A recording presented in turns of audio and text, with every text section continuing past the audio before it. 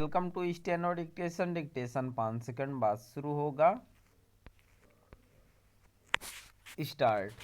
सूक्ष्म, लघु और मध्यम श्रेणी के उद्यमों अर्थात एमएसएमई को लेकर एक वेबिनार को संबोधित करते हुए प्रधानमंत्री ने यह सही कहा कि उद्योगों को अनुसंधान एवं विकास का उपयोग करके ऐसे उत्पादों के निर्माण पर ध्यान देना चाहिए जिनकी विदेश में मांग है।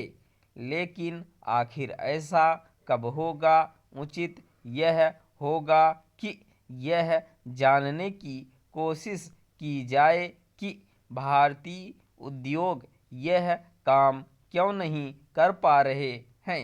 यह जानना इसलिए आवश्यक है क्योंकि तमाम अनुकूल परिस्थितियों के साथ देश में सस्ता श्रम भी उपलब्ध है।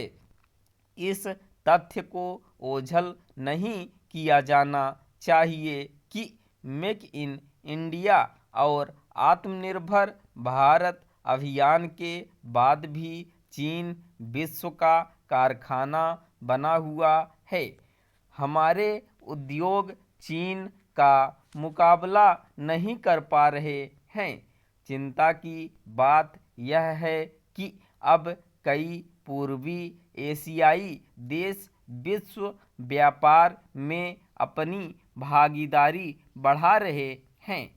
एक तरह से अब भारतीय उद्योगों को उनसे मुकाबला करना पड़ रहा है।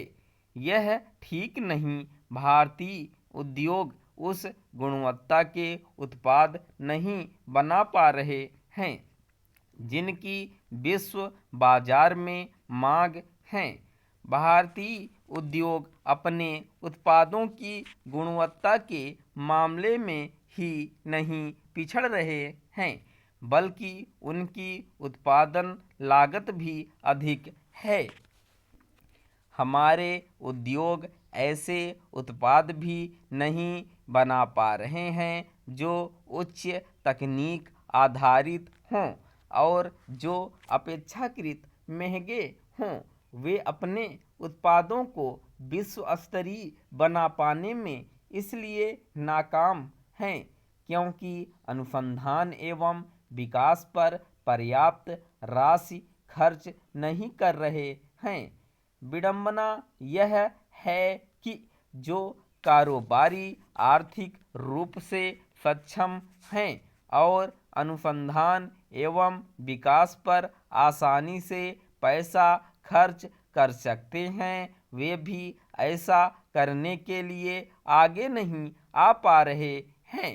चूँकि अधिकांश एमएसएमई अनुसंधान एवं विकास पर अधिक खर्च करने की स्थिति में नहीं, इसलिए सरकार को ऐसा कोई तंत्र बनाना चाहिए जो एमएसएमई के लिए यह काम करे और उन्हें उच्च गुणवत्ता वाले उत्पाद बनाने में सक्षम बनाए।